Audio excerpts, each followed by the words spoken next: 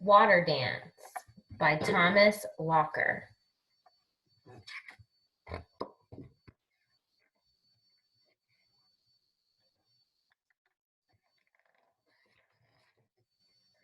Some people say that I am one thing. Others say that I am many. Ever since the world began, I have been moving in an endless circle. Sometimes I fall from the sky. I am the rain.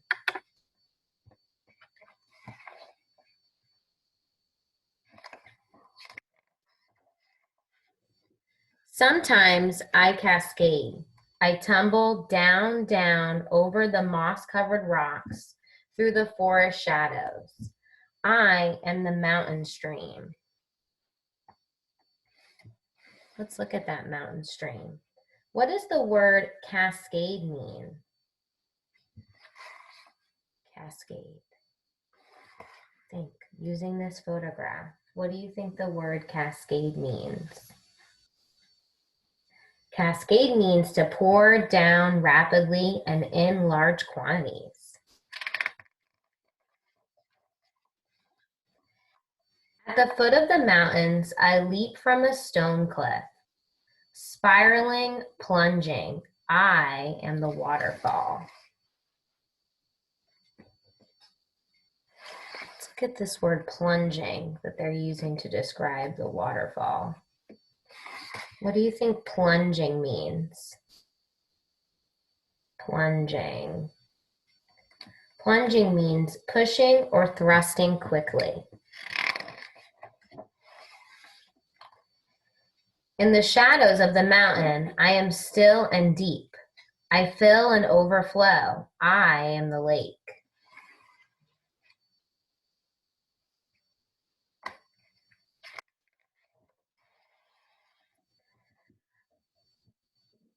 I win through broad, golden valleys, joined by streams, joined by creeks. I grow over winder, broader and deeper. I am the river.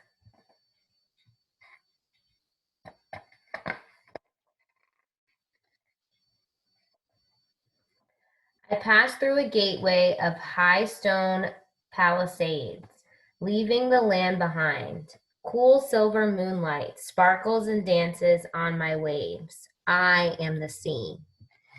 This pretty photo of the sea, illustration of the sea.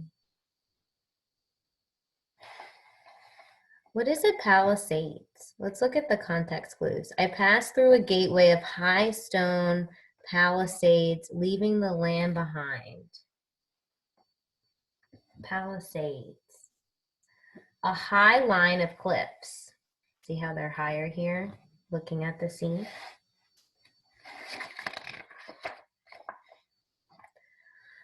Drawn upward by warm sunlight and white silver veils, I rise into the air. I disappear. I am the mist.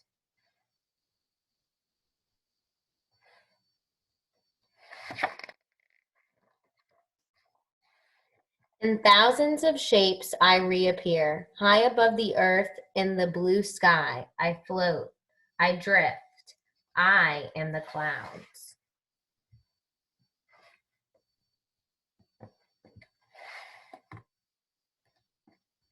Let's look at this word reappear. I see a suffix here, re.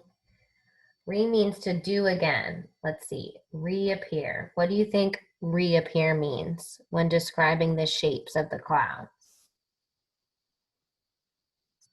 Reappear means to appear again.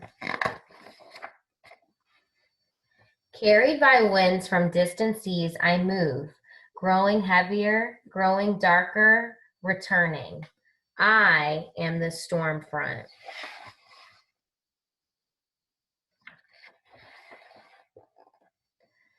At the wall of the mountains, I rise up as gleaming power-filled towers in the darkened sky. I am the thunderhead. Oh, that's a really cool illustration. This is the thunderhead. I blind the sky with lightning, The earth trembles with my thunder. I rage. I drench the mountainside. I am the storm.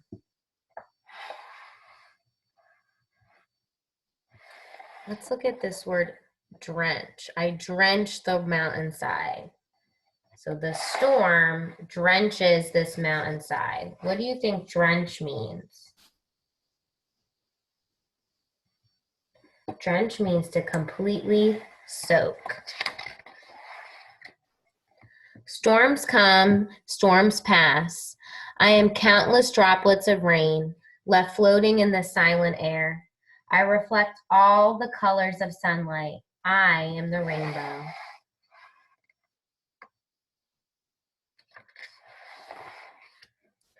I am one thing. I am many things. I am water. This is my dance through our world. Oh, that's a nice sunset. Water. Reflecting. The end. And then this is some information about the water cycle. So now let's think and connect to our target today, where we need to figure out the central message of the story. Before we think about central message, let's talk about this text. What is this book about? What was this book all about? I hope you were thinking that this book was all about water and how it moves in nature. And those are things we saw on every page. The sea, the mist that comes off the water, the clouds that create the storms that bring down rain from the sky, things like that. So water and how it moves in nature is what this book was all about. What did you learn about water from this book?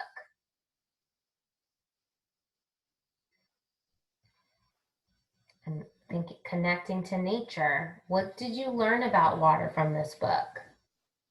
So something I learned is that water can be found in many places in nature. Like I just said, the sea, look, around a rainbow, the countless droplets of rain that come before the rainbow. Water is found in a storm. These are all things that are happening in nature. Now I want you to think about what central message is. Now remember, central message is that big idea the author or the narrator wants us to take away from reading this book, the thing that we're going to apply in our own lives, something that we can take away. So let's think about that, and now you're going to answer it on the next slide.